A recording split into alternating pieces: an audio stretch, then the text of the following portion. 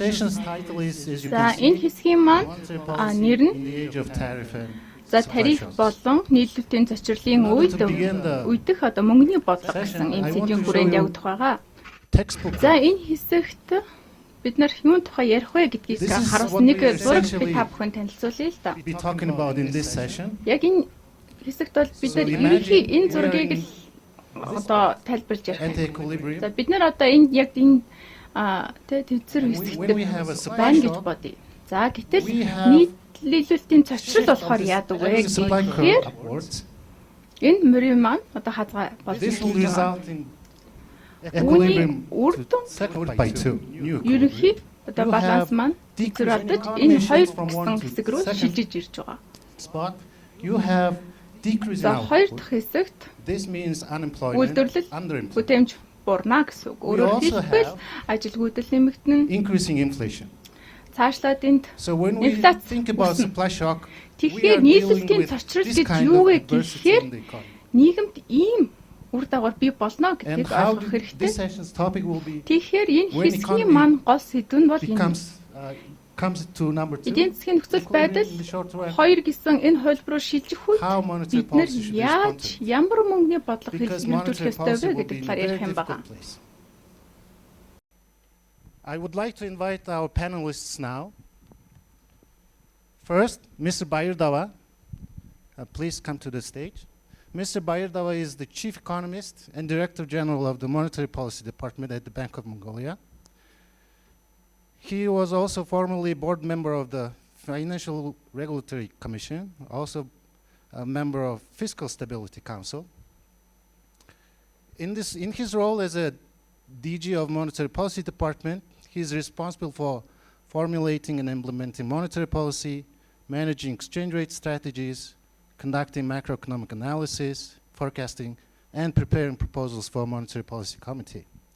He holds master's degree in finance from Australian National University and bachelor's and master's degree from National University of Mongolia.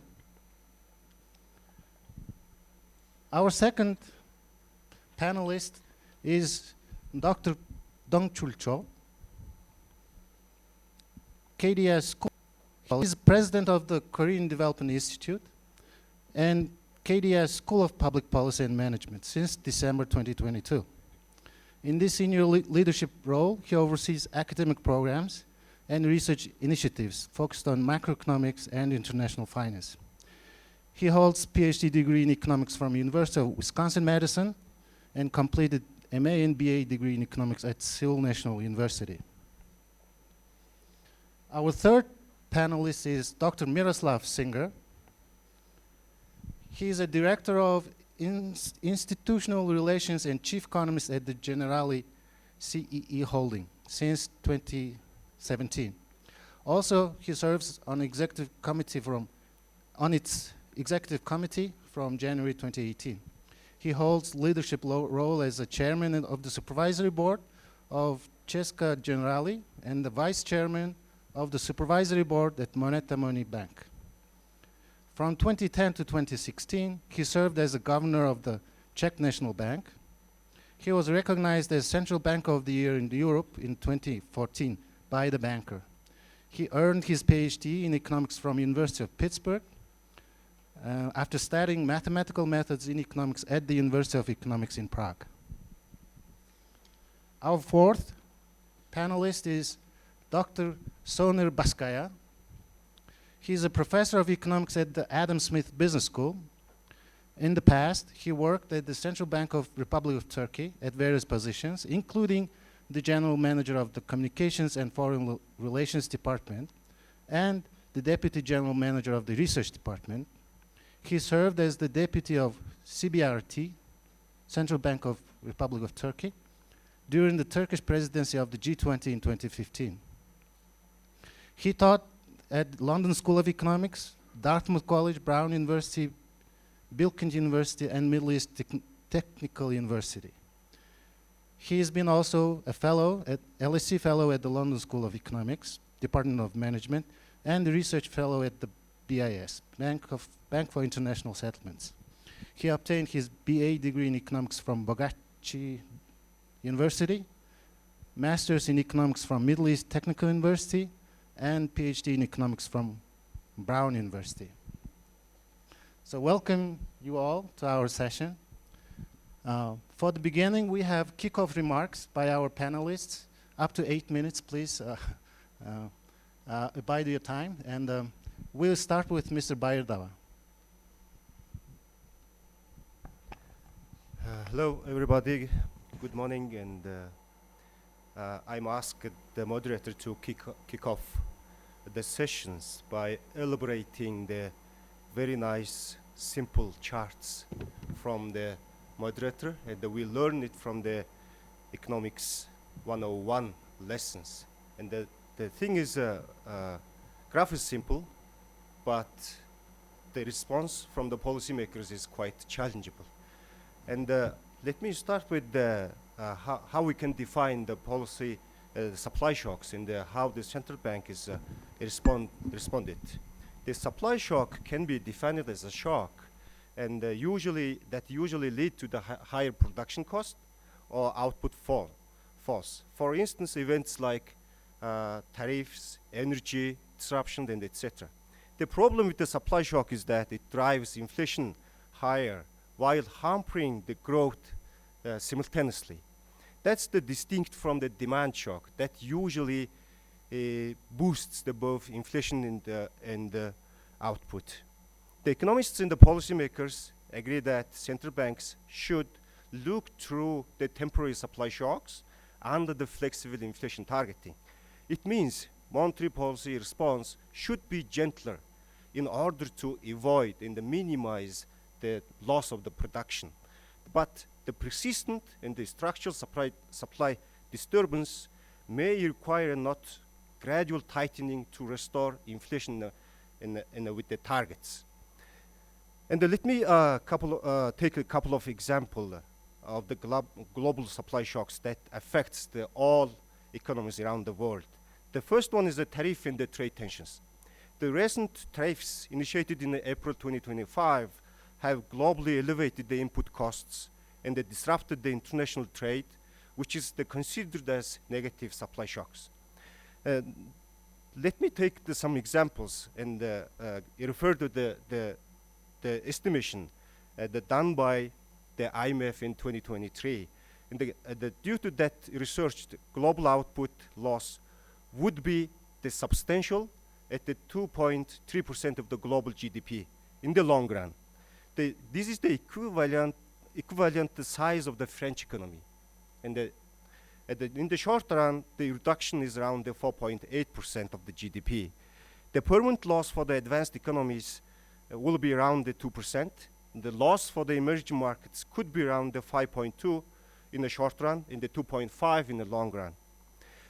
But the problem is more severe for the low-income countries. It would come under the significant pressure, losing more than the 10% of the GDP in the short run, and the 4% of the GDP in the long run. This is because the rise in the risk of the debt crisis and the social unrest and the food insecurity due to the heavy reliance on the traded goods. In the inflation side, there is some estimation. It shows that the impact will be around 0.5 percentage points on average, and in the tail risk, it will be around 1.4 percentage point. The second one is the energy and the weather condition. The energy market and the weather-related disruptions are critical contributors to the supply-side shocks, because they directly impact the cost of production and the availability of the key inputs across the economy. For example, the oil price surges following the cut of production of the exporters or disruptions can drastically increase the cost of transportation in the manufacturing. Also, extreme weather events like hurricane, flood, droughts, and the wildfires can reduce the supply of agriculture production yield and damage the infrastructure, for example, roads, airports, gas pipeline, power grids, and the water supply. And we can take, we all know that the number of examples in a natural disaster. For example, the biggest one is the earthquake happened in Turkey and Syria. it costs around more than 100 billion US dollar as estimated, for example. And the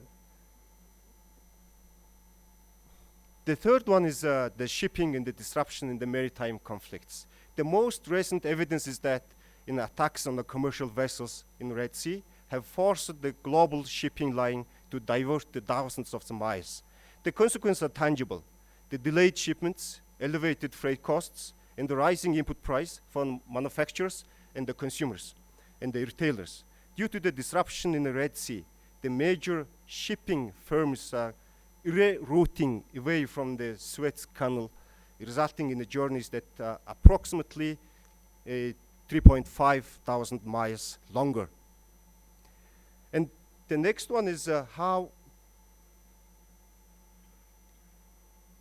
the central bank respond these kind of shocks.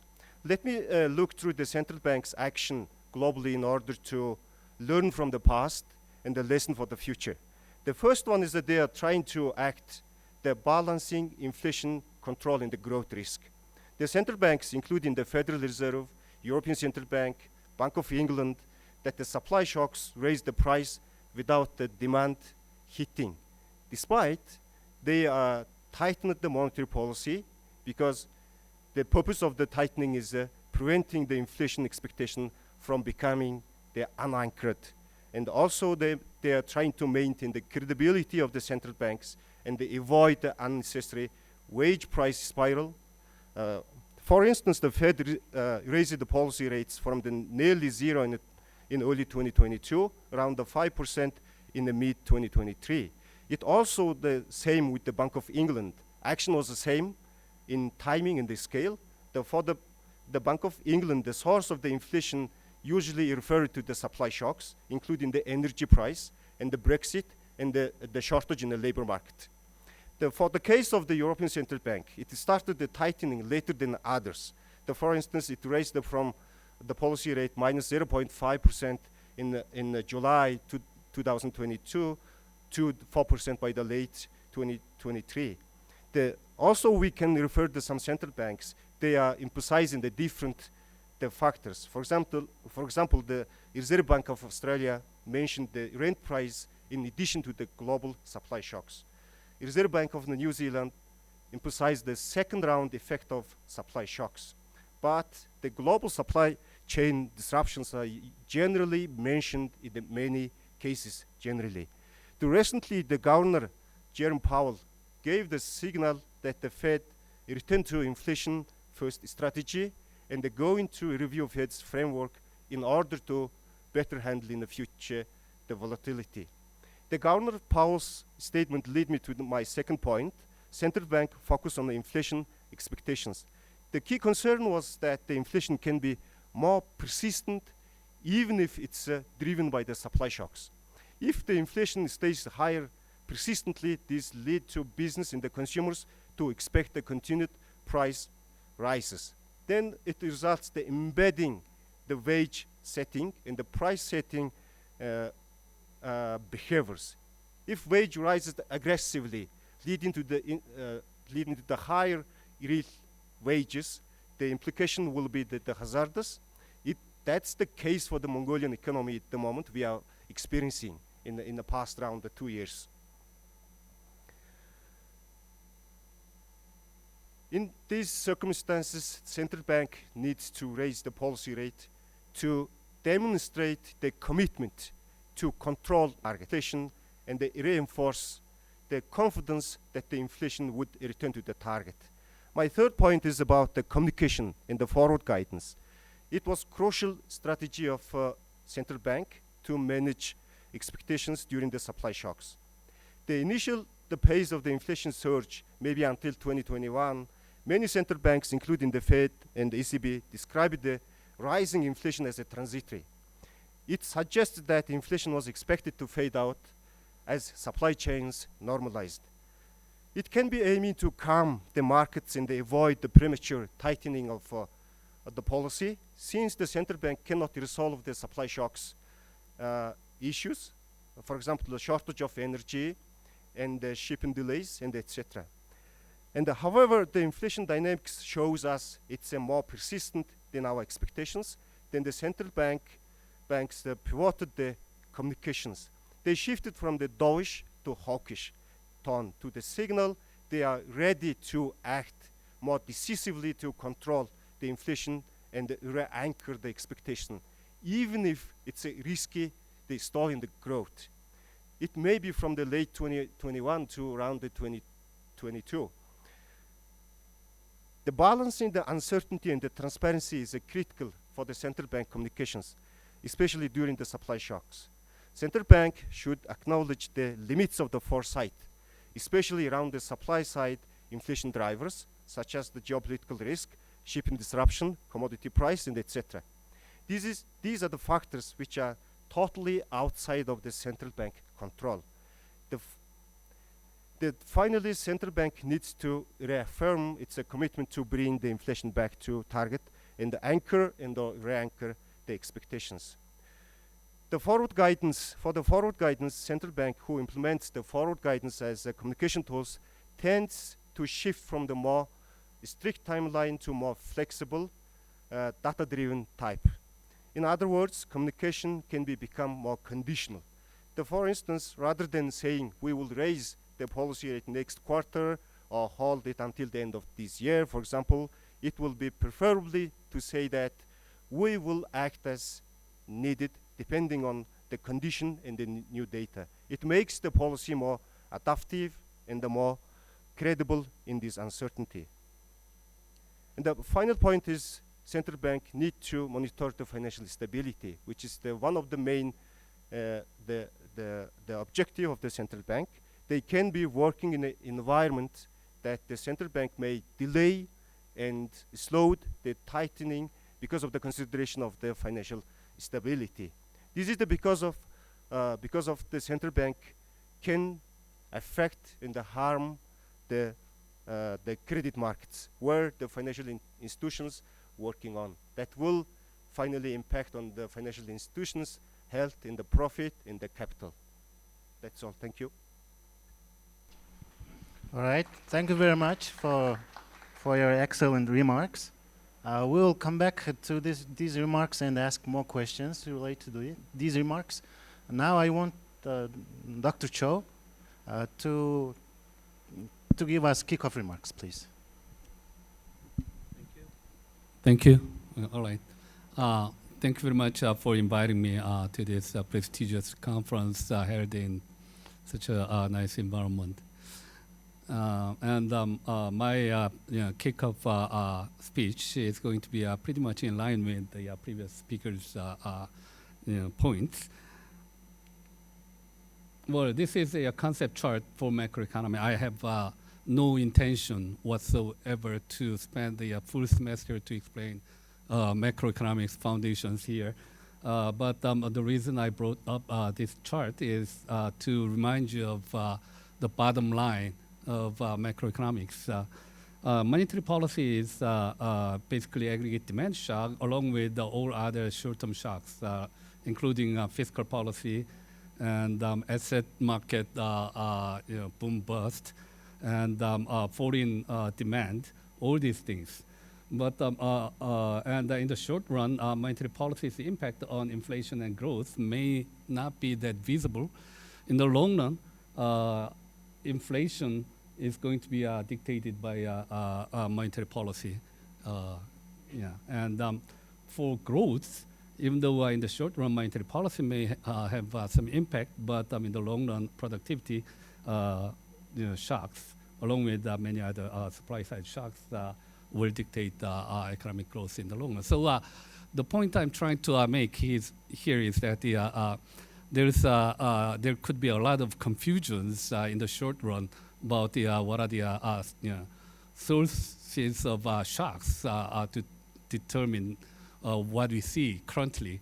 But in the long run, most of short-term shocks effects will be dissipating away, so that what's really important remains in the long run. Question here is, how long is long run, right?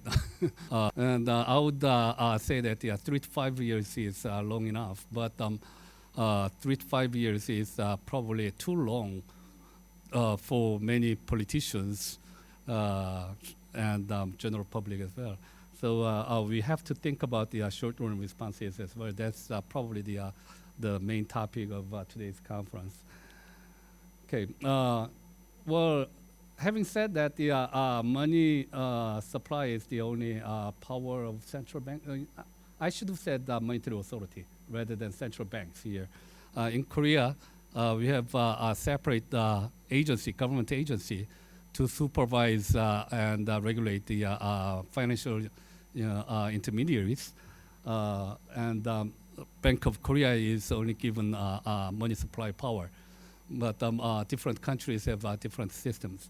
In the case of having money supply power only, what they could do is inflation targeting in the long run, and that because there is one monetary policy can and should achieve. One thing I would like to make a remark on is that in the case of Korea, even though Bank of Korea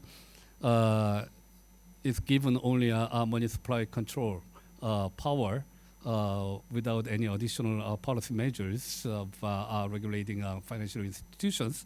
But in 2012, the National Assembly revised a law of Bank of Korea to include the supplementary objective of the Bank of Korea, which was financial stability. My personal opinion is that after then, our monetary policy has been confused a lot. With just one single policy measure, you have to pursue two different goals, and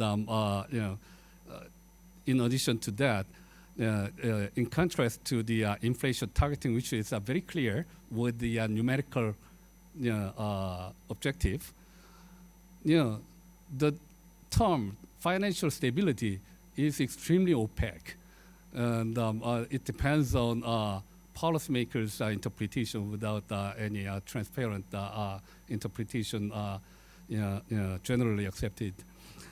So the Bank of Korea interpreted this financial stability as, I would say, an excuse to curb down household debt sometimes an excuse to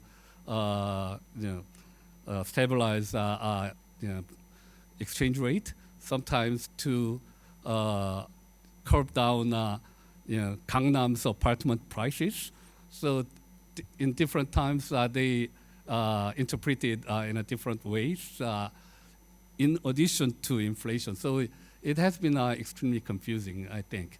So I don't want to recommend that kind of dual or triple mandate for monetary policy. And here, another thing that is important is long-term inflation, not just inflation every year, right? For this mandate, anchoring inflation expectation is the key, as you emphasized. And for anchoring inflation expectation, firm commitment of the central bank to inflation stabilization is necessary. You have to commit to this objective, not just by saying it, but also doing it. So do what you say and say what you do. That's the key message for the central bank of inflation targeting. And at the top, I put this quote: "Do not expect too much from monetary policy," to emphasize what happened in the case of Korea. And this is actually what the famous economist Lars Svensson, a Swedish economist, once said in one of the big conferences. Because when I served as a monetary policy committee member for the Bank of Korea 5 years ago, 6 years ago, I was demanded for too many different objectives, not just financial stability, but also climate changes and tariffs and blah, blah, blah. So Yeah. So, looks like people believe monetary policy can do almost everything, but that's not reality. Okay. So to convince people about the firm commitment of the central bank, communication matters. It really matters. Okay, and for today's theme, supply side shocks. Supply shocks can be defined in various ways, but largely speaking, it can disturb inflation stability in the short run. Here, short run means a lot, though not affecting sustained inflation as long as the inflation expectation is well anchored. You may think that the tariff shock may be persistent, right?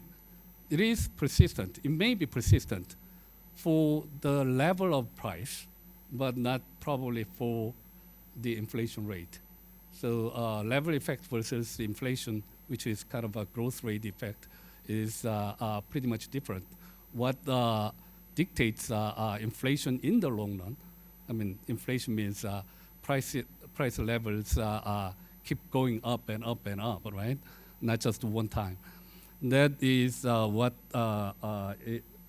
is driven by money supply, monetary policy.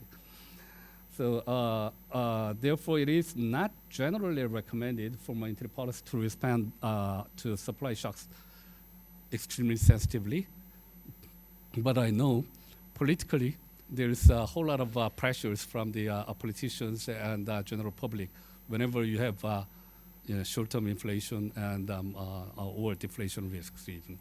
So you have to cope with this kind of public pressures to purely maintain inflation targeting policies. For that, you need to develop your analysis capacity, and you need to develop communication skills to be able to persuade and convince people that this is a short-term effect. So it will be disappearing 1 or 2 years later, and it should be disappearing 1 or 2 years later, as central bank said. So for that, you need to have good capacity to analyze or to identify what are the supply side shocks and what kind of persistency and magnitude this kind of shock would generate. And with that analysis, you should be able to convince your people to justify monetary policy very well. Okay, and that's about it. And I think I will mention about the more detailed stories later on. Yeah, yes, we'll go into details later on. Maybe I should make just one remark. When we say supply shock, we also mean cost shocks. Okay, so we have to understand that. When we say supply is, supply curve shifting to the left, to the upward, we meaning cost is increasing for business operations. That kind of shock we are talking about. All right.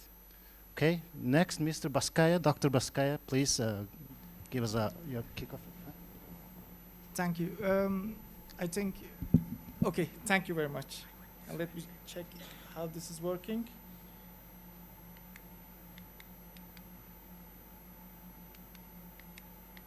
Okay. Thank you so much. And Tushin, fantastic kickoff, because at the root of everything, it's important to understand and disentangle factors shifting demand and supply. I mean, maybe we overlook this fact, but this is key wherever we are doing policy or analysis. And I'm going to talk about maybe slightly more about the recent challenges, and also maybe what type of things can be done to identify, and also for communication, also the perspectives about the international coordination. Of course, time to time I will be using more economics terminology, but Okay, so as we all know, and this is the very point we are here, there's a huge shift in the global outlook, and the global outlook shift is associated with the changes in the global economic order, trade disruptions which are becoming more like a reality, and also a number of supply side shocks which are becoming more and more frequent, partly due to the geopolitical factors, and also the increasing in the uncertainty about maybe almost everything: climate, monetary policy, international outlook. And a key dilemma from the perspective of the central bank is, what am I going to do? Because it's not like we don't have the luxuries. Okay, I'm now in the academia, but as a central banker, the decision makers do not have the luxury of just waiting, understanding the source of the shocks. But at the same time, the risk is if you act without understanding the root of the shocks, then this may lead to suboptimal outcomes. And the big challenge is, in real time, it's hard to differentiate between the transitory shocks and the structural shocks.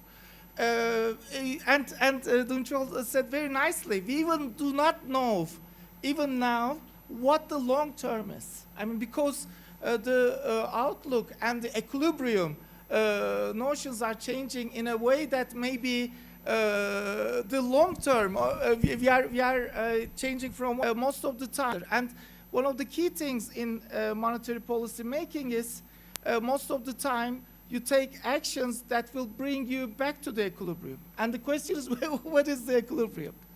Okay, why does it matter to understand temporary factors and the persistent long-term factors? Because the monetary policy is all about giving a nuanced response to the economic environment, which requires classifying and identifying shocks. Because misidentifying shocks may lead to different policy errors. You may end up over-tightening in response to a temporary shock, or you may end up under-reacting to a persistent inflation shock. And we just need to avoid acting upon each time that the cost factors are shifting or the expectations are shifting. We need to really understand what's going on, but also we need to eventually make a coherent policy making and clearly communicating the rationale of the policies, what are the risks upcoming, what is the conditional moves that the policymaker can do depending on the data. Why? Keeping the credibility and keeping the expectations anchored is the key thing. Of course, I mean, I'll have a slightly my hat during the times of the research department many years ago. Of course, this on one side requires investing a lot in the technical skills of the central banks. I know for the case of Mongolia, the monetary policy department and the research department are different but working together. And what I say is applicable maybe for both departments and such frameworks in central banks. First of all, the nature of the shocks now require us to look for new types of data that we can track the economic stance in real time. Maybe port congestions, maybe energy shocks, maybe the real-time data about agricultural yields or the meteorological data. This is what we were doing at the Central Bank of Turkey. The Turkish CPI also has a huge, for example, food component, not as high as Mongolia, but we had a very close telephone line, let me say, with the meteorology, checking what the weather in key agricultural hubs would look like. And then, depending on how the things are, we would try to use that thing to communicate whether what we see in the prices is a temporary phenomenon or a long term. Of course, the things like expectation surveys are very important, and how they are defined are very important. Because one of the things that we can use to understand whether the shock is temporary or permanent, and also how monetary policy should react, is whether the long-term expectations are still anchored around the target. And for that thing, maybe you may need to have surveys covering 1 month ahead, 3 months ahead, 12 months ahead, 2 years ahead, 5 years ahead. And soft data based on interviews, this is what Central Bank of Turkey is doing, this is what many central banks, Bank of England is doing, soft database interviews with the firms, unions to компаниуд гэсэн эдгээр мэдээлэл хэрэгтэй байдаг. Энэ үүсэт байгаа ч очирч удаан үргэлжлэх юм уу? Энэ төр зүрх юм уу? internet, supermarkets, and these are very used tools nowadays. But of course, there's a limited scope for the emerging markets. Another useful thing is the market data, maybe extracting the information from inflation index bonds, and various statistical methods always. These are always key, but we need maybe more, like the time-varying parameter models, factor models. But let me go to a more policy questions. Do we need to think about the policy framework? We need to, because the inflation targeting, as you described, was mainly designed and mostly implemented during a period where the demand shocks were prevalent.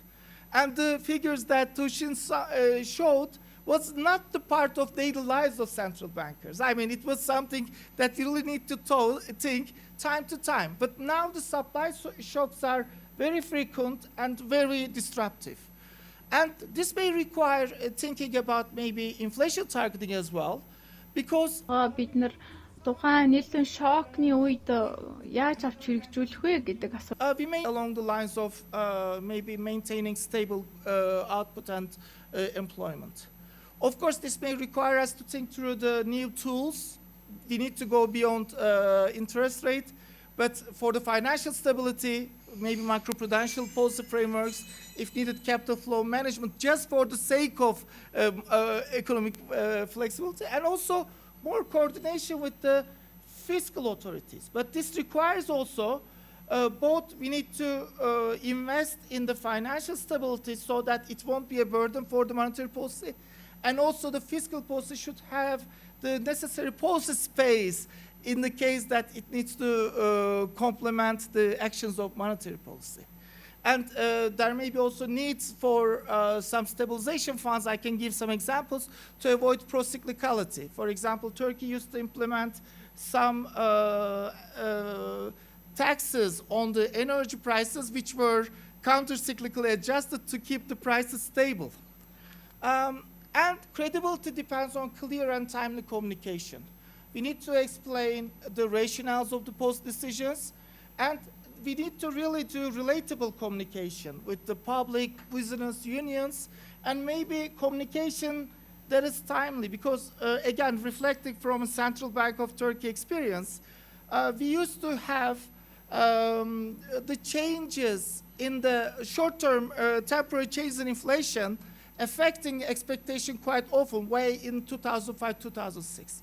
And in 2007, and it's still the part of communication, we started publishing something called Monthly Price Development Report, just one day after the CPI release. And we were talking about what we think are the temporary factors, what we think are the more structural factors. This really curbed the sensitivity of expectations to the CPI figures big time. And this is, for example, one example of this thing. But of course, broader institutional transparency is important. For example, the central bank is credible as much as the overall macroeconomic policy framework is credible. If I'm doing good with time, I can talk about this. Of course, one of the things is also managing the spillovers from the advanced economies. You may remember May 2013, the taper tantrum. I mean, when the US started tapering without giving a clear signal before that, you may remember it was a huge blow-up for the emerging markets. And of course, we may be in an era where multiplicity of the shocks may require the advanced countries to economic outlook.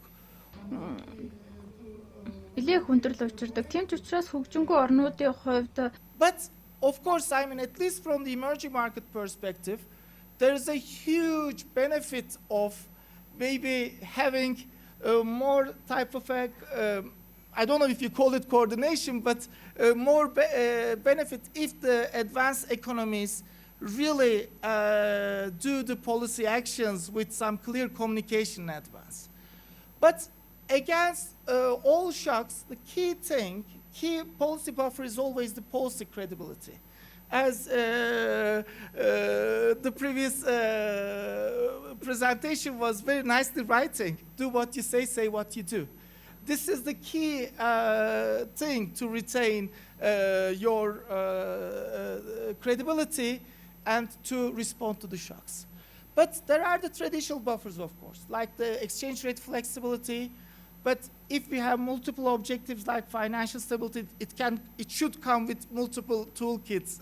And I know, for example, for the case of, and you also highlighted this case, but there are also long-term issues which are not, which are first of all beyond the control of central bank and also not feasible in the short run.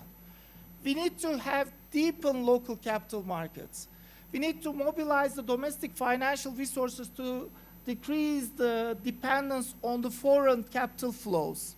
And also, this may require things like financial inclusion, offering different financial instruments, for example, private pension funds, things like that, just to incentivize the mobilization of the financial resources.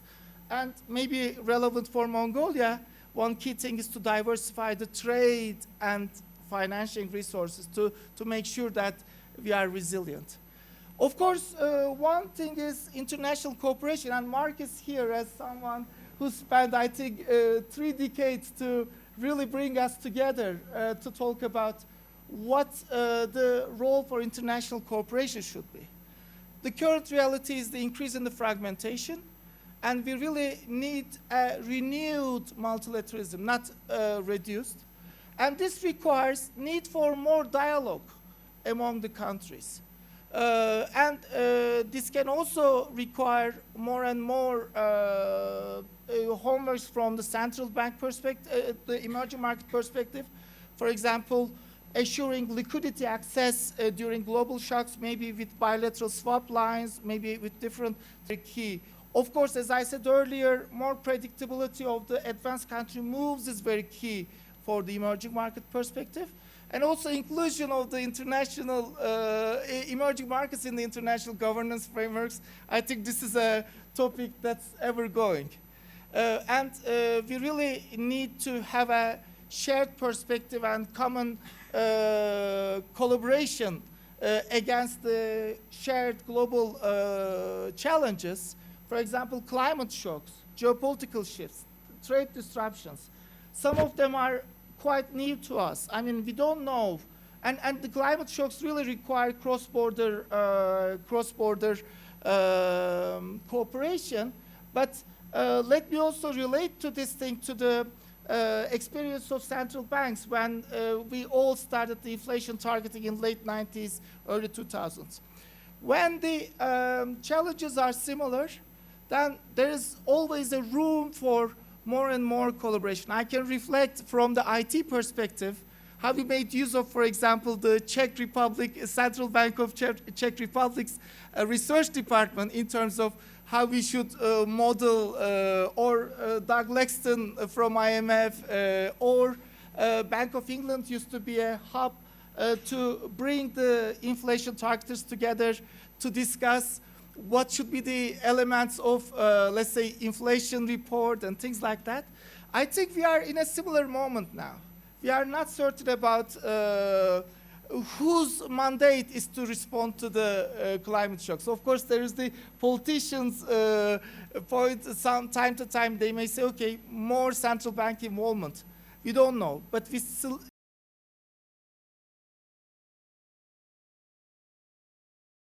more dialogue across the borders to really understand what these challenges are and what we can do together. Okay, thank you so much.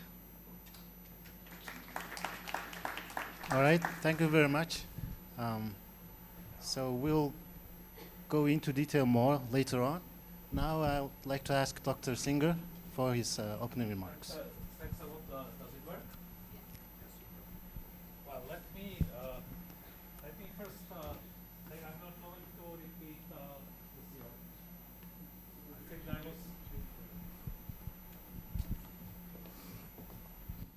there was enough of, I would say, theoretical explanation. Yeah? I am 9 years out of the central bank. I'm the chairman gratefully mentioned one title I got. I actually value much more the title the central bank got under my leadership, because it was teamwork. The governor in Czech National Bank is just one vote among 7. Yeah. And probably with a little bit of more power to persuade. But so I will, and we all got everything that made me famous. We got fighting demand shock. Yeah? We were fighting the demand shock and low inflation.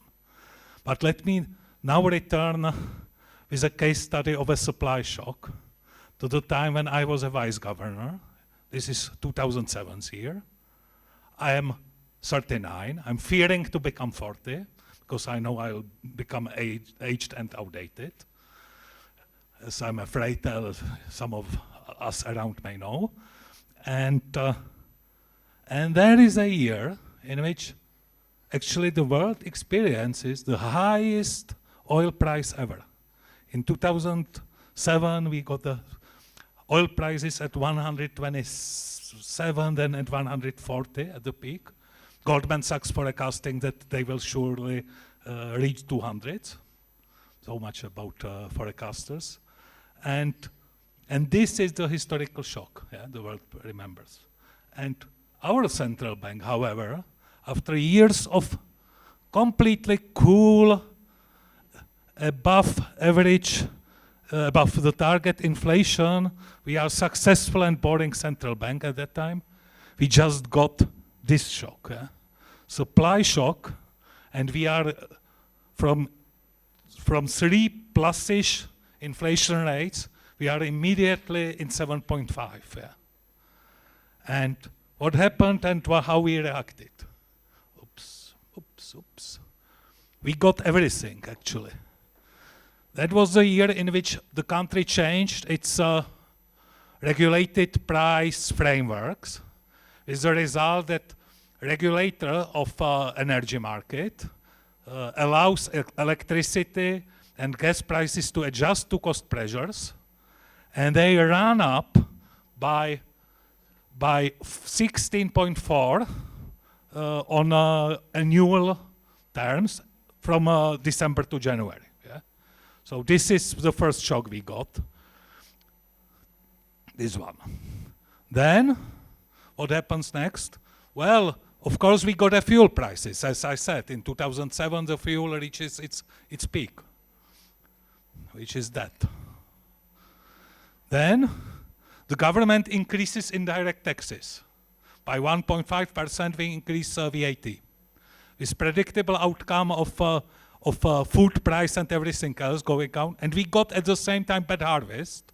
And food prices, the weather is somehow not influenceable by monetary policy. Yeah? So this is what we got. So we get 7.5% increase of prices, but just something like 2.4% is the adjusted inflation. It's if in a simplification, this is what the central banker should care about. And what can we do about that? I mean, like, we got everything that can go wrong went wrong. We got effectively perfect storm of external shocks. Most of them, however, being the shocks not permanently hitting the cost base, but the shocks that will be taken out after a year out of inflation index. Yeah? Obviously, I mean, like VAT increase, regulated prices increase. So what we did? Well, actually we did that. We increased interest rate by 1 notch. If you want to put it in a layman terms, we did next to nothing. We simply felt we have enough adjusted expectations. By the way, I should warn about relying too much on inflation expectation numbers and pools. People do not know what inflation is going to be, and they are extremely noisy. But we did next to nothing, and actually, however, it's there. I mean, just again, for those who are not that much in monetary policy, We did at that time something like 2 or 3 interviews per month in our normal circumstances, most of them in English with Bloombergs and others. Yeah? One for Czech, we did, one for Czech Daily. When we realized what's going to happen, we did in period of 2 months, from December 2007 to January 2008, we did 26 interviews just in Czech language. Yeah? So this was the communication to direct Czech taxpayer, the people who may not have any economic knowledge. They do not, but we need to address those people. I mean, like, we needed to address unexperienced public. Yeah? So we went like for level above, I would say, communication intensity. Yeah. And actually, when I was preparing the speech, I was thinking about what to say. I prepared 5 conclusions that may pertain to policymakers everywhere. Okay, let me see.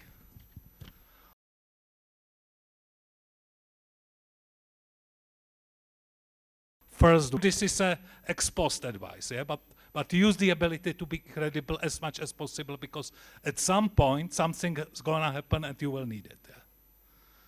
Second, do what is proper. If it is doing nothing, do nothing in terms of monetary policy. Simple as that, but it's very difficult to carry out. Yeah. Central bankers tend to be overactive, as everybody else in such situation. Third, well, as my daughter would put it, level high up communication. I'm like, you must be explainable, you must communicate with the layman public. Yeah. Fourth, and this leads me back to this chart. If you think you faced bravely the shock, it may become that the next shock is coming. In 2008, the world got Lehman crisis, and it got the most serious demand crisis that resulted in a more than decade of below average or even below zero inflation, which needed completely different policy responses. I mean, like, the fact that you face the shock bravely doesn't mean you are now in another 5 years of clear period. Yeah. And last but not the least, and I would advise it for policymakers, if in current crisis politicians support you, which happened to us, yeah, it doesn't have to mean that in next crisis you are going to be supported by your politicians. Yeah? In next demand crisis, we needed to weaken a currency. This is in Czech savers nation people extremely unpopular shock, and we got prices for this, but also we got quite a lot of criticism from politicians and from general public. I've been a butt of tabloids for 2 years and stuff like that. Yeah. So do not think our political support is granted. Do not think that because you performed well this time, it is going to stay with you. Yeah. Politicians are very sensitive animals. Yeah. Let me end up here. I see I still have time with one general advice for policymakers, especially from Paul Volcker. Yeah. Paul Volcker has this advice of 3 envelopes, which some of you may know. I mean, like, and it is effectively as a story about the governor that is coming to the job, and previous governor tells him, look, in the worst cases, there are 3 envelopes in a safe, and they will help to guide you in a crisis. Yeah.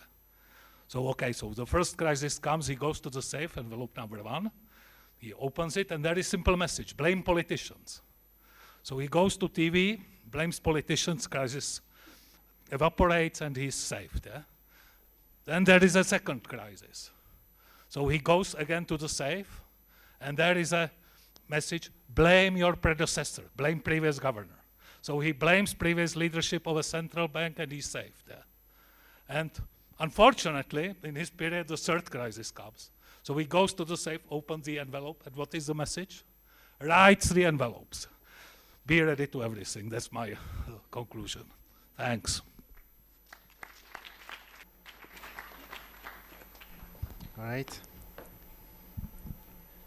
I'm not sure if it's a very good advice, though, from Paul Volcker. Okay, so we now go into question and answer session. I would like to first to ask Dr. Cho, is monetary policy purely aggregate demand policy tool? Is it really? Because now we saw anchoring, rational expectations, credibility, all these issues. How do you reconcile these notions with monetary policy? Because it seems to me that all these expectations, anchoring, and credibility issues related to people's expectation, somehow we want to manage those. What do you think?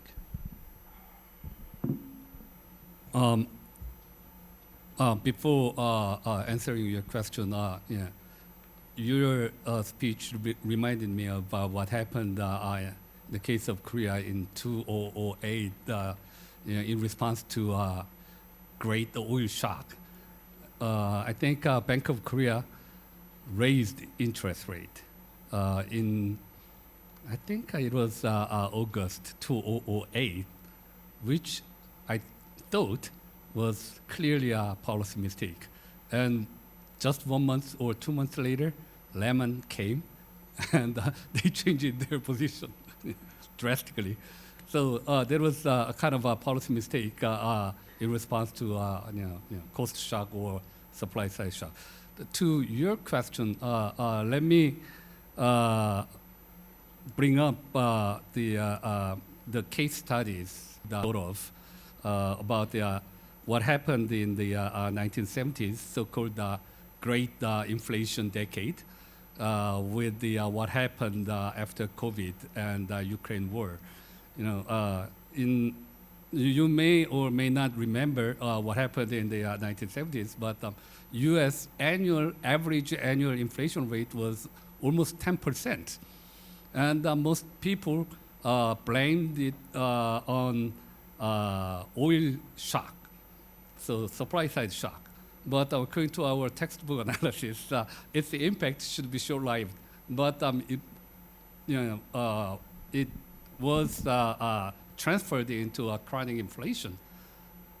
The channel was inflation expectation. At that time, policymakers as well as general public thought that this high inflation is completely due to oil prices. And because of high oil prices, we are in difficult economic activities, so monetary policy should be taken, should take very accommodative stance, which generated inflation even more with high inflation expectation. That was the key thing to channel this first round inflation shock into chronic inflation. In contrast, in 2002, sometime around 2002, U.S. inflation rate was also almost 10%. But no one believed that this kind of a high inflation would persist. Then what happened?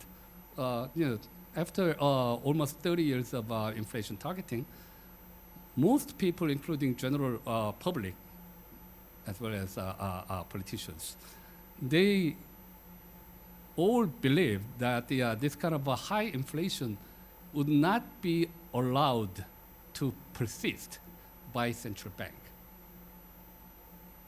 That brought down inflation expectation. And actually, if you check long-term inflation expectation index, surveyed by many other different institutions at that time in 2022, it fluctuates somewhere around 2%, even though actual inflation was rising to 6, 7, 8%. And it is climbing down eventually. So that's a very illustrative anecdote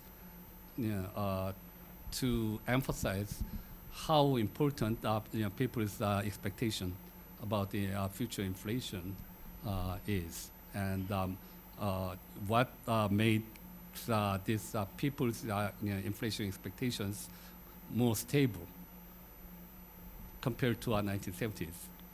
At that time, there was no such thing like inflation targeting, and not many people believe that the central banks should combat with the inflation.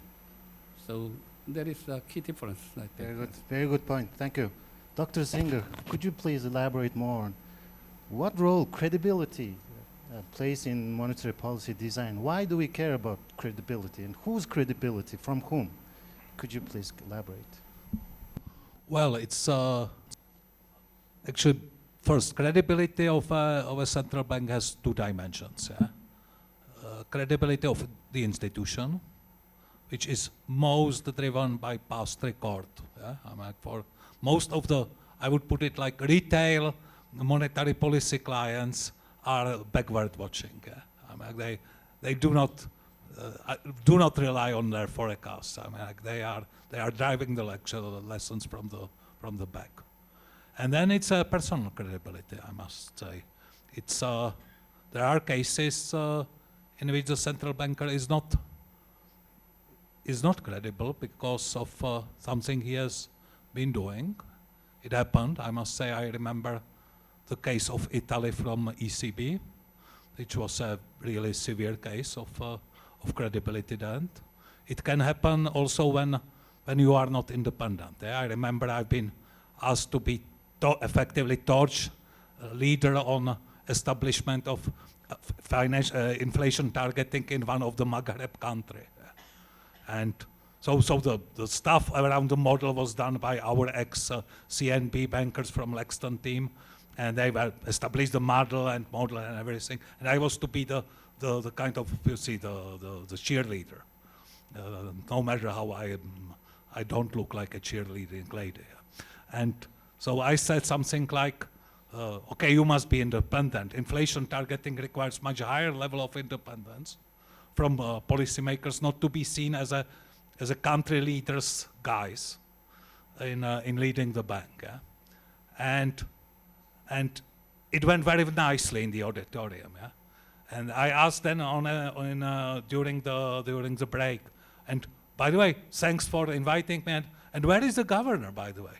And the answer was, well, he was summoned by the king to be in his palace today morning, so he couldn't be on this conference introducing inflation targeting. With all due respect to whatever culture of the country, I somehow felt that the message is right, but is sounding a little bit hollow. Yeah? So two things, I mean, like the independence, the credibility of people, the credibility of institution based on past record, and independence. And it's real independence. It's not about declaration in the law. Thank you very much. Dr. Baskaya, could you please elaborate, because from my simple graph, we saw supply shock. Supply shock can be driven or increased by expectations. Could you please elaborate more on that, and what monetary policy faces in that case? Sure. And maybe I'm going to also take on Chul mentioning of 1970s. Of course, the supply shock can affect the economy in many ways. And we know that the monetary policy, first of all, we cannot affect the amount of crop yields or number of workers. Of course, I mean, these are the long-term thing, or the capital accumulation in a country, or the technology. But the supply shocks are many, and they are part of our daily business. Of course, the supply side shocks can make the things even worse. First of all, if you do not understand how it affects the economy. And I'm going to go to also referring to a very famous paper by Orphanides in 2000 to 1970s United States. One part of the, of course, these are part of the debate, but one part of the story about why inflation took off in the United States after the oil price shock was also that big supply shock and other things that were happening around the time had decreased the potential output, like for example, penetration of Japanese imports and things like that, had decreased the potential output. So it means that, again, in real time, we always consider, referring to your graph, where the economy stands relative to the long-term equilibrium. But what if the long-term equilibrium shifts without us observing it real time, clearly? Then we will be in a totally misguided world.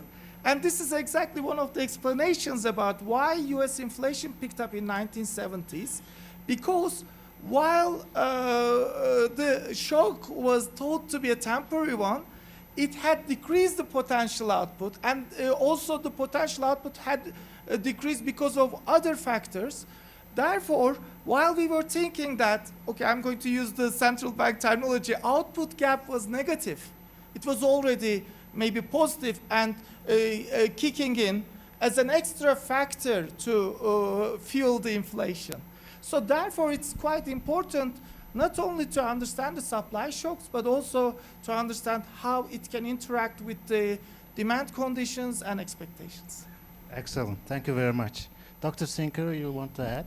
Yeah, I want to add, because there is a lot of talk about 70s inflation, yeah? But there are also elements in which central wants to influence the politics. Yeah? It's part of a system. And I believe it's nicely summarized in Governor Burns, who was responsible for this inflation. Quotation as a response about why didn't he respond it to obviously too relaxed monetary policy with the board, and he said, well, we could have responses, but I didn't feel that we are mandated as a central bank to lose the Vietnam War. There are limits about what you want to do, and I believe Fed at that time simply didn't want to do for good or bad reason. Okay. I want to ask Mr. Bayardavaa about Mongolia's case. We experience, usually in this country, experience a lot of supply shocks or cost shocks related to our over-reliance on commodities, because commodity prices change. We also have climate change issues, overgrazing, because agriculture or animal husbandry is one of the biggest sectors in the country.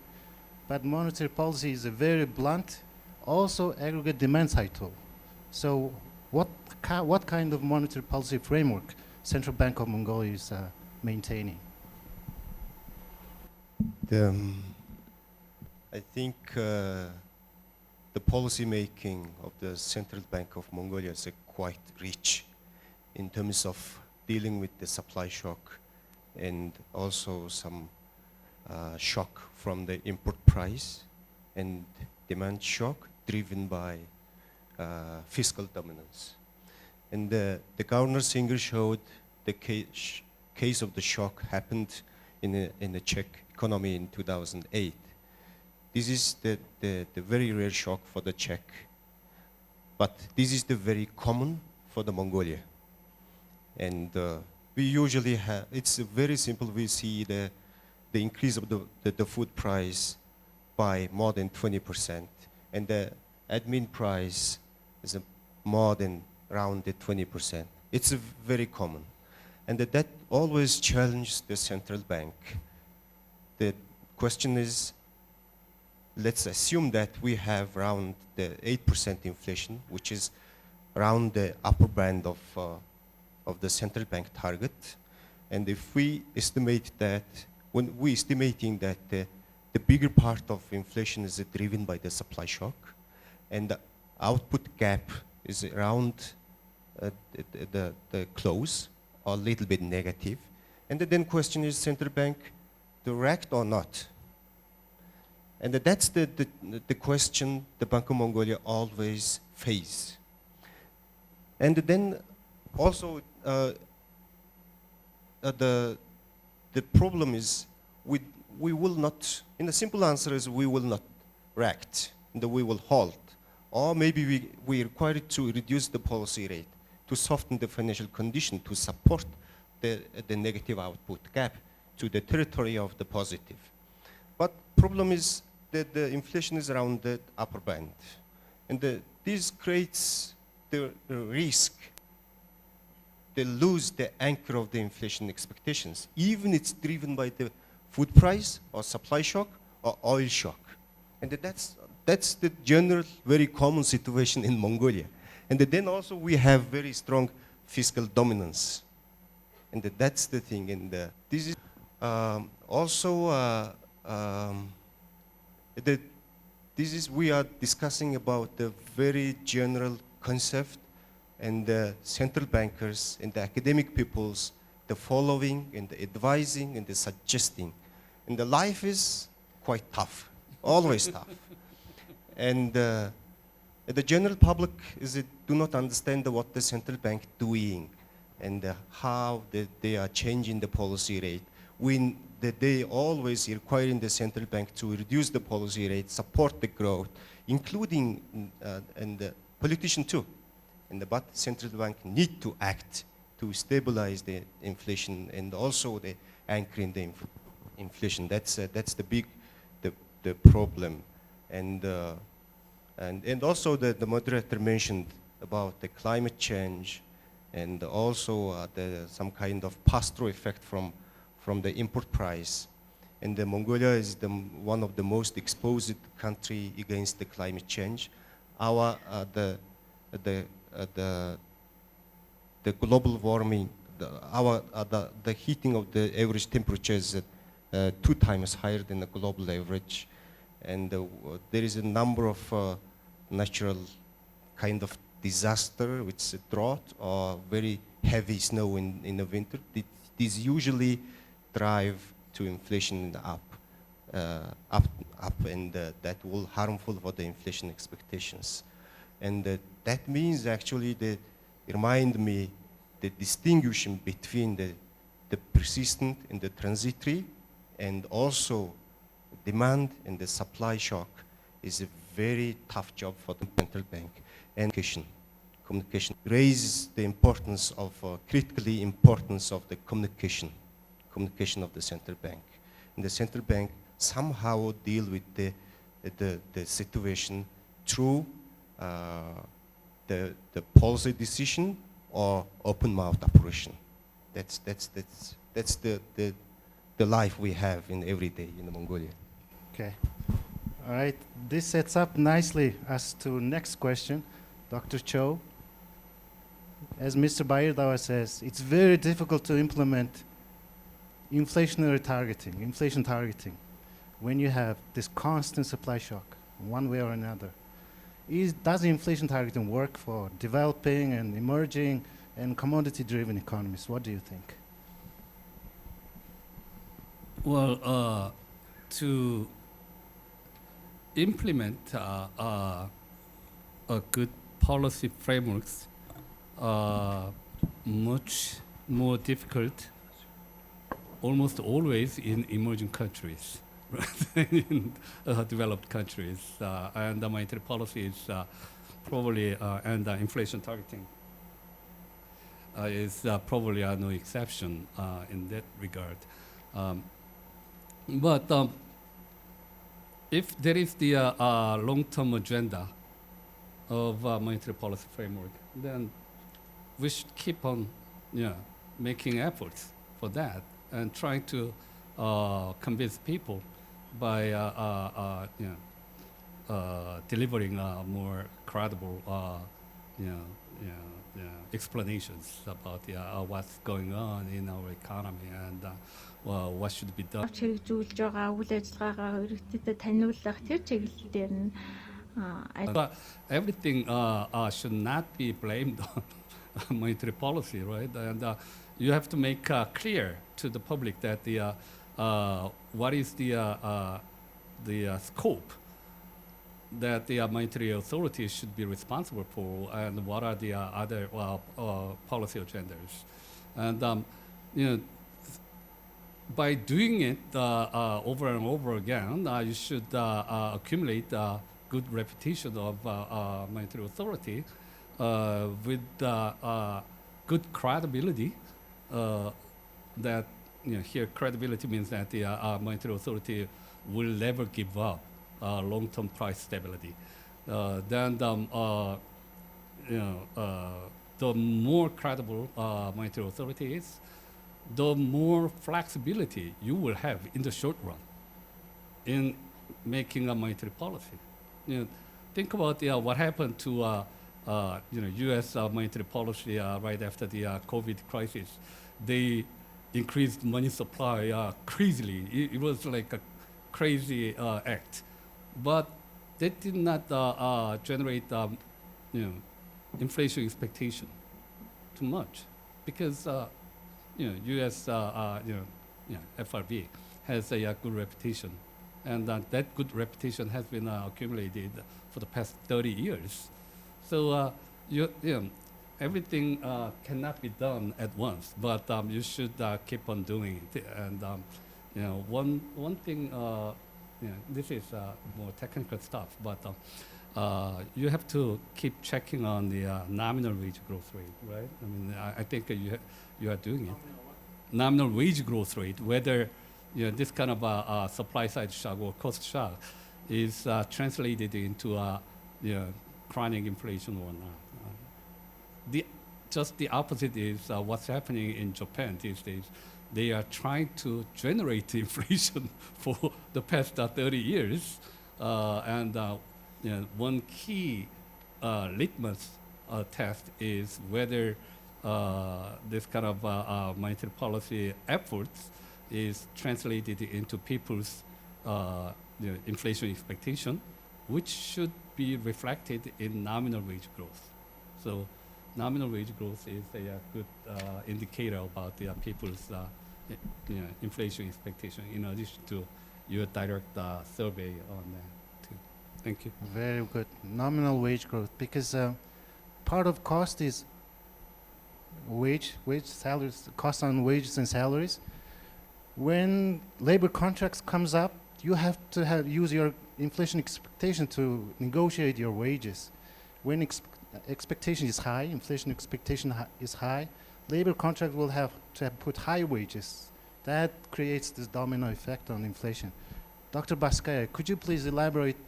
Mr. Bayardavaa said life is very difficult. Inflation targeting in short term is very, very difficult because you're in the midst of a lot of shocks. Dr. Cho says keep doing it because at the end of the day it will work.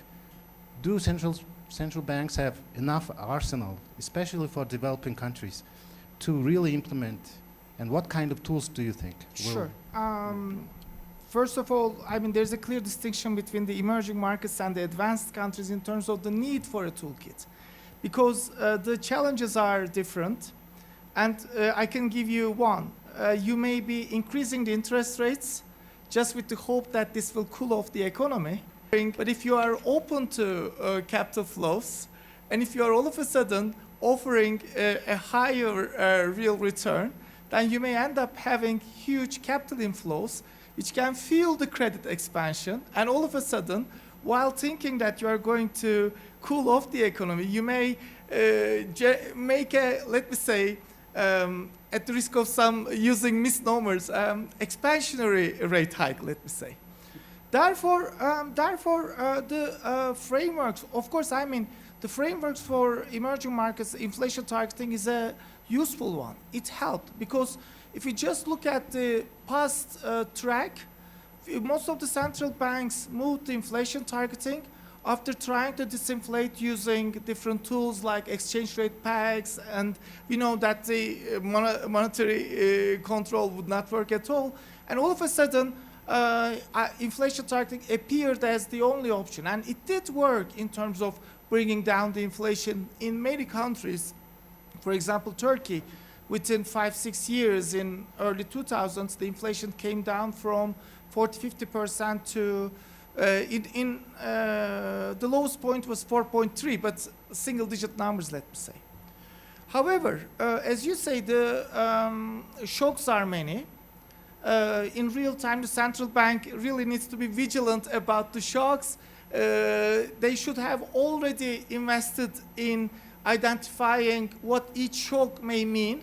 Of course, this is not always possible because the shocks are becoming more and more frequent, or the new shocks we are facing each day. But at least knowing the limitations of the policy framework. For example, one example I was talking a moment ago is maybe the rate hike may be fueling capital inflows. Then in that case, maybe the toolkits should be enriched by including either macroprudentials or maybe without, let me say, getting the stigma, or without making the market uncomfortable, maybe time to time the capital flow management tools, just to make sure that your policy is effectively working. And also there are some challenges of the emerging markets, like the fiscal dominance, or in some cases financial fragilities. It also means that the central bank's capacity may be limited by the structural factors around it. And as I was saying, the central bank's credibility may be limited by the overall credibility of the macroeconomic framework. Therefore, this should be all seen as a whole for the emerging markets. Yeah, please, Dr. Singer, elaborate more, especially on fiscal side, please. I would say that in what's addressed about the framework and what matters more and I think we start seeing it in the world, is not that much emerging market versus developed market, but three actually features. Yeah, the degree of openness of the particular economy, which effectively the closed economy cannot experience the kind of counterproductive first reaction to interest rate increase. Then the need for inflows, which is of course the case of Turkey, it's a case of Romania from my region, it's a case of US. US need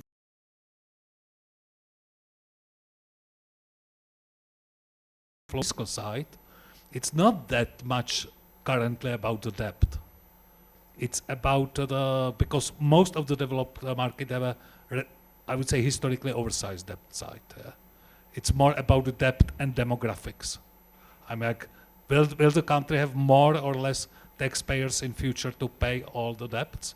And this clearly favors US versus Germany, for example. This, then of course it is whether your migrants are working mostly, which is the case of Eastern Europe or our country, or whether half of them is not working despite being young-aged gentlemen in their 20s or 30s. Yeah? But that's out of the scope of the central bank. But these three things, I will think, are decisive in thinking about the framework, toolkits, and stuff around that. I would like to ask Mr. Bayardavaa about his experience on fiscal dominance, and elaborate please on whether monetary policy is just reactionary tool to regulate aggregate demand, or what kind of tools we have.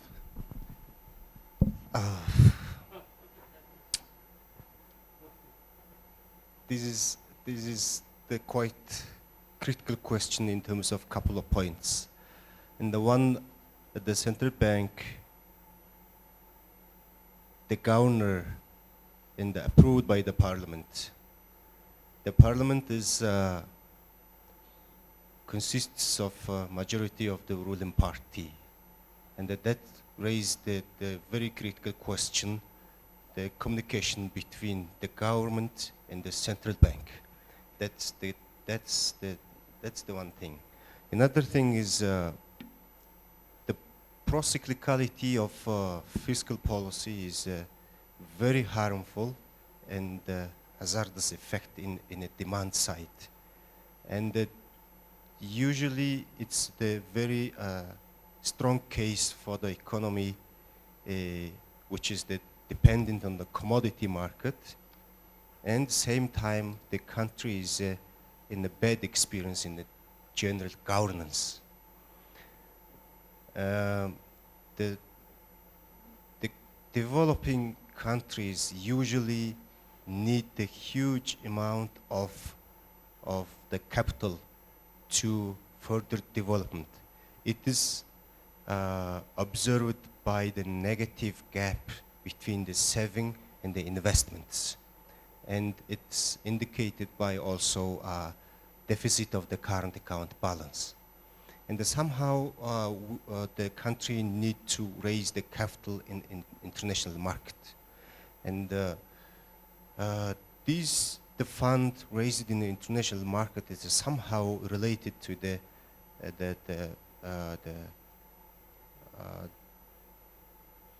policy implication in the domestic economy, which is basically the outlook of the economy. But the fiscal policy is one of the big source which using the negative gap of having an investment gap and the deficit of the current account balance. And the Central Bank of Mongolia is always tried to be responsive against the fiscal changes in the fiscal stance, and it's again the communications. It's again the communications, and when the central bank blaming the government, and it will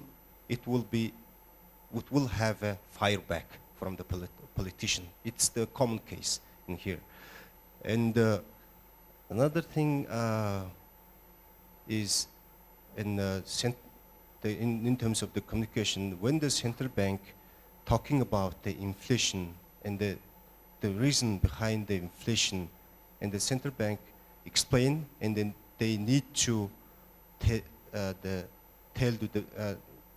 inform the public about the outlook of the inflation. And when they are talking about the outlook of the inflation, they need to, if there is the pressure for the inflation rise, they need to explain and tell the truth. But when they're telling the truth, and they are still keep in mind how his or her word about the inflation can affect the expectation of the inflation. And that means actually the central bank working in the policy making of the monetary policy is always limited by the many things. They cannot say that the truth, or they have to close the mouth, and that's the biggest challenge for the policy making and the communications. Nice. Dr. Cho, please. Yeah, let me add a very brief comment on that. Well, I didn't want to mention about the political economy aspect of all this inflation targeting framework. But, we all know that the demand side shocks would move both price and output in the same direction, so that its monetary policy reaction implication should be clear. But here the problem is supply side shock moves price and output in opposite directions. So obviously politicians are more keen to output side implications rather than price. Keep saying inflation targeting, inflation targeting, inflation targeting. That's what the central bank is got to do. That's kind of a way to defend central bank from political pressures. So if you really believe this high inflation hike is simply because of a supply side shock, so that the monetary authorities should not react to it, well, that's probably correct prescription by the textbook. But as you have emphasized, in the real world, there is a lot of uncertainty about how to identify supply side shock versus demand side shock, and about their persistence. So, if a political side, politicians really think this is simple supply shock response, so that the central bank should refrain itself from overly responding to it, then it's got to be their responsibility. Burden of proof is theirs. Well, otherwise, central bank will. Central bank is the agency that should, focus on inflation more than output fluctuation. That can be politically done by, repeatedly saying inflation targeting, inflation targeting. All right. Would that help? All right.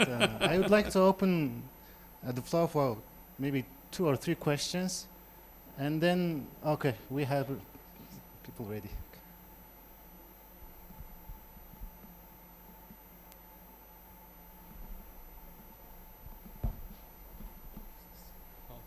Thank you. I have one question about the distinction between supply side shock and demand side shock. For example, there may not be any doubt about the potential supply side shock from the quantitative restriction of export. For example, export ban on the critical minerals or the oil price hikes due to the war in the Middle East.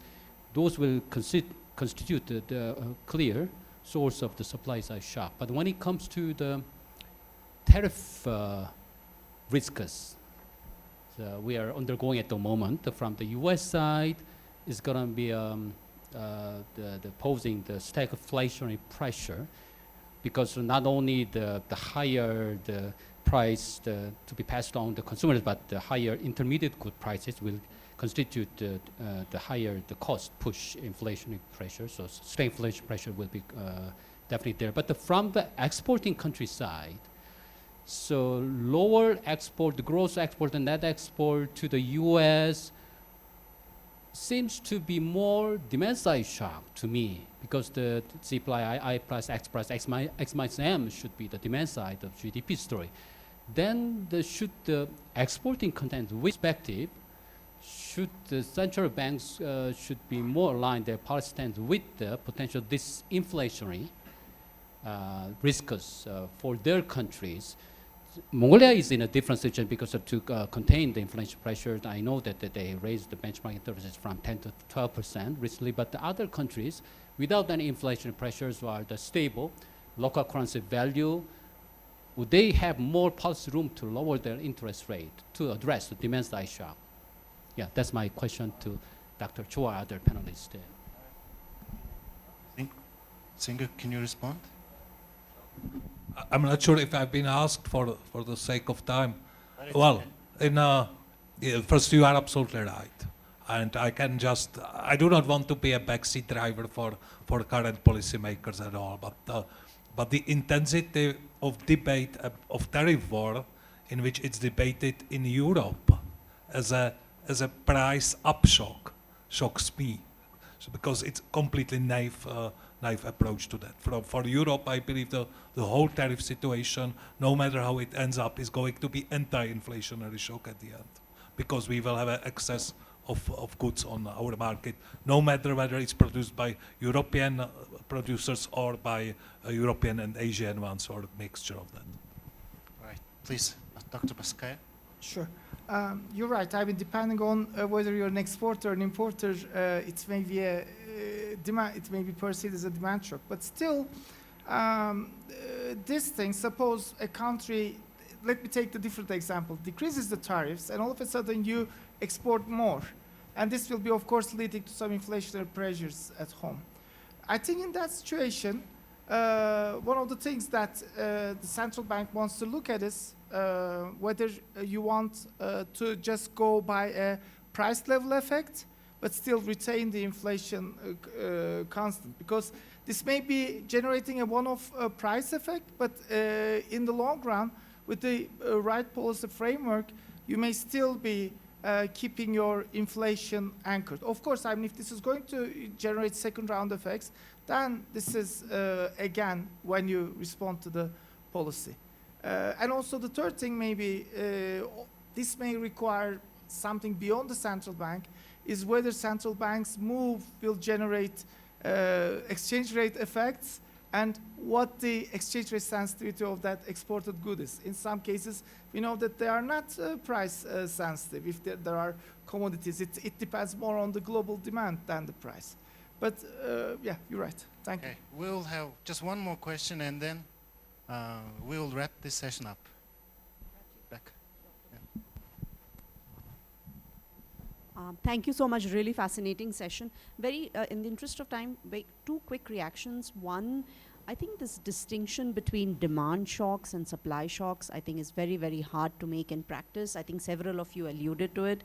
So I'd just take the opportunity to advertise some of my own work, I think with Professor Lawrence Ball at Johns Hopkins and Daniel Lee at the IMF, where we offer an alternative framework where we look at headline inflation as being decomposed into core and headline shocks. I think that could be a useful framework, to look at an alternative, and we clearly say that, we don't get into disentangling demand and supply shocks. My second quick comment is that, in a country like India, which has decided for several reasons to target headline CPI, so inflation targeting based on headline CPI, and why shouldn't we care about supply shocks? Supply shocks, feed into headline, what demand, and through different mechanisms into core inflation. So this discussion about, what demand and supply is, to the extent that, I forecast inflation in a certain way, that's what I care about. So I think why have this, big discussion on demand and supply? Let me stop. All right, thank you very much. I think this was comment, and I was told to wrap this session up. Please give a hand to our excellent panelists. Thank you very much for your attention.